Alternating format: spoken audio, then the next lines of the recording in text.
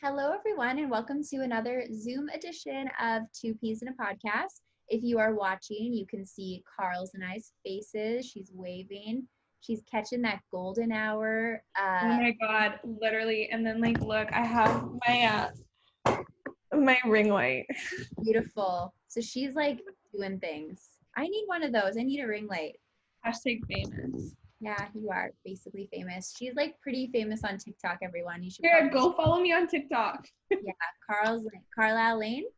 Yeah. Follow her on TikTok. She has a really funny one about a plant. So and it's getting big. It's getting like 40,000+ views. Yeah, I know. I'm getting so famous. I don't even know what to do with myself at this point. It's a lot. She's going to leave me on the podcast because she's doing it too big. Yeah, that will never happen. Don't worry. Thank you. I hope I don't choose to get bitter about it. I see what you did there. Today, we're talking about navigating bitterness. Good segue, Amelia. Thank you. I thought it would be like a good way to say like, hey, bitterness. You don't want to get bitter, right? I love it. I love it. Perfect. Well, I can start us off here with navigating bitterness. So bitterness is tough. We don't want to get bitter in life. It just does you a disservice. It does the people around you a disservice. We just want to keep better, not bitter. So I kind of wanted to talk about a quote that my mom always says. It's kind of like her mandate of life. So she says, "You never stay the same. You either get better or you get bitter." So life doesn't stay consistent. If we aren't intentionally working towards being better, bitterness may start to seep into our lives. And I love metaphors, so I'm going to kind of use a metaphor here. It's kind of like an infection. If we don't treat it, it grows, creates a lot of pain, and it makes us sick. But if we choose to acknowledge its existence and to treat it, we start to become healthy again. I really truly believe that the antidote to bitterness is forgiveness. Generally, bitterness is born through resentment towards another person. We can choose to stay angry, or we can understand what happened, own our part in the situation, seek help, and then we're able to move forward past that. I know it sounds like a nice linear way of getting through it, but I know it's much more complex, but those can kind of be some of the steps to take towards navigating bitterness. Because staying bitter is really only harming ourselves. We heal when we start to acknowledge our pain and really sit with it. If we feel somebody has hurt us or we have hurt someone, let the impact of the hurt hit you and just sit with it. Become friends with your pain. And I know how it sounds, but it's important to move into a space of hurt in order to heal. My therapist was the first one who told me that I had to be friends with my pain. And I looked at him, I'm like, why would I want to be friends with my pain though? And he just said, he's like, we have to get comfortable in the spaces that we're afraid of. Because if we're so afraid of a space, we're never going to move into it and we're never going to find comfort in it. And it's hard to find comfort in bitterness and sadness and all those negative spaces, but it's really valuable to sit in those spaces because if we don't, we're never going to heal. We don't acknowledge that we're hurting, we're not going to move past it. To move through bitterness, we have to figure out where it came from, invite forgiveness for ourselves and for other people in this space. Nice. Wow. Yeah, I lead people through an exercise that's called, I think I brought this up before, but it's called dancing with your dark emotions. So it's kind of like a visualization exercise, and it's a little bit of a meditative experience, but it's like how can we adjust to, yeah, almost like become friends with our harsh emotions or our fears.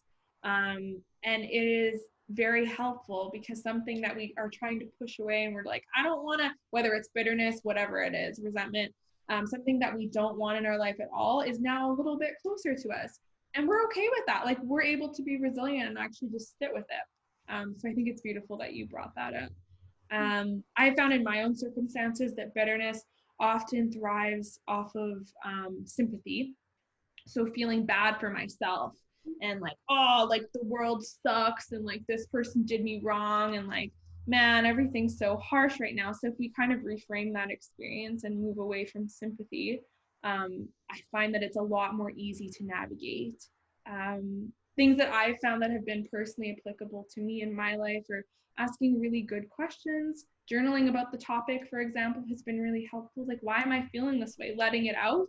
So having an effective outlet is really has been essential, has been crucial for me throughout any process where I'm feeling, you can start to feel those feelings come up, and you know what I'm talking about, right? And they're like bubbling in your tummy, and then they're coming up here, and you're like, ooh, like, let's just suppress that and shove that down. But if you actually let that come out, that like word vomit per se, and you journal about it or you talk about it to somebody else, it can prove to be very effective.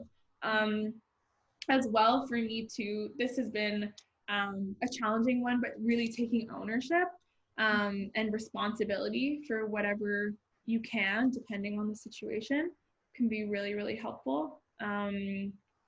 Also, this this is an interesting one, but say you're bitter about the end of a relationship, for example. Stop spying on that person. Just cut it out. Stop it.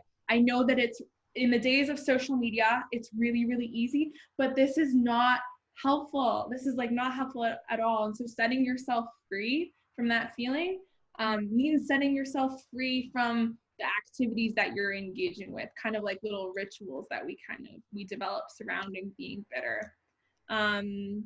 Also forgiving at your own pace. Like this is not, as Amelia mentioned, it's not like a linear process.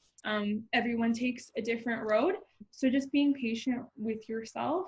You don't have to forgive someone right away, but it is important to, at some point, forgive if you want to let go of those feelings. It's something that I've found anyways. Stepping into the now, so living in the present moment, has been really helpful. A lot of the time we're holding on to things that have happened in the past, and that's really easy to do. It's really hard to let go of those things, and I completely validate that, and I completely understand that. But I can promise you with almost 100% certainty that you're going to feel a lot better if you leave what's in the past, if you leave that in the past. I know that's really hard for trauma, especially complex trauma folks, for sure. Branching out, like exploring new avenues in your life, new things, new hobbies, new people, creating new memories instead of latching onto the past can be really helpful. Trying to look at it from a new perspective, maybe looking at it from the other person, and if there's another person involved in the experience. Again, I know this is quite vague because we don't have a concrete example of things that we could be bitter about, but seeking support can be also fundamentally important. So relying on your friends to help you navigate through the bitterness, chatting with them about it. I rely a lot on Amelia, for example, when something comes up in my life, and I chat about it with her quite a lot, and that has also been very helpful. Yeah, I'm the same with you too when things come up. So it's nice to have resources. It's nice to have support with people. For sure. I think bitterness is such an interesting thing to think about because I hold myself responsible for other people's bitterness if I've done them wrong. So we all make mistakes in life, right? And I have a really hard time letting things go. So past things too, I'm like a prime example of somebody who can't let things go. Not on my own part, but like if somebody hurts me, I have an easier time letting that go. But if I've hurt somebody, it's like I can't let it go. And if somebody's bitter, they're angry with me, and I'm kind of at a place where there's nothing else I can do to support that situation and they won't hear me out, I still carry that responsibility. I still look at it and think, oh, this person's like bitterness is my own fault, or like they're not doing well in life because of something I did. But ultimately, we do have to look at the wrongdoings. If we're the one who did the wrongdoing or somebody did us a wrongdoing, ultimately holding them captive in that feeling of bitterness is also very unfair to the person who did us wrong. So I think it's valuable on both ends to set that person who did a wrongdoing free and work on yourself too. We can spend our whole lives blaming other people for our problems, and they're valid. When somebody hurts us, we're allowed to say, okay, well, this really hurt and this affected me deeply, but we have a choice at that time. We can stay there or we can move forward and we can be better. So I think it's valuable to let go of the past. I know I have trouble with it, so I'm kind of preaching to the choir here, but it's really valuable in order to move on, because if we don't allow that bitterness to leave us, or we constantly hold other people's bitterness, we're held responsible for other people's bitterness, it's going to sink us. So really looking at our past and letting things go is a really good antidote as well to navigating bitterness. For sure. Yeah, definitely. It's hard. Like this is not an easy task, and it's something that we have all had to navigate or tried to navigate in the past. So hopefully we kind of shed light on some ways that we can better process our bitterness, and hopefully you find some sort of value in what we've mentioned today in this episode. Yeah, I hope so. It's funny, I'm just noticing the lighting here. Like I've got like blue hour over here and you have like golden hour, and we're only like 20 minutes We're in. like yin and yang. Yeah, it's crazy. It must be like the direction of the I think so. it's I funny. think so. That's nice lighting. I like it. Perfect. Well, is that the end of our episode? Have you covered all your points? Yeah, I've covered everything I wanted to chat about. Perfect. Me too. Well, thank you everybody for listening to this episode of our Two Peas in a Podcast, Navigating Bitterness. We really hope that it's going to be helpful for you in your life. And if you're bitter about something or somebody's bitter about something you've done, we really hope that you're able to talk through it, work through it, take ownership, and then just leave it in the past. Right. And again, this doesn't have to be a linear process, which is important to mention too. I think I mentioned this 80 times before, but it is important to talk about again, because everyone has a different path, and we're not saying that you don't have the right to be bitter, you don't deserve to be bitter, but it is a process, and hopefully some of these steps will make it a little bit lighter, because it can be a really heavy feeling to hold on to. Yeah, absolutely. Thanks for bringing that up, Kraus. Wonderful. Well, thank you everybody for listening or watching or however you enjoyed this episode, and we will see you next time. Thanks, guys.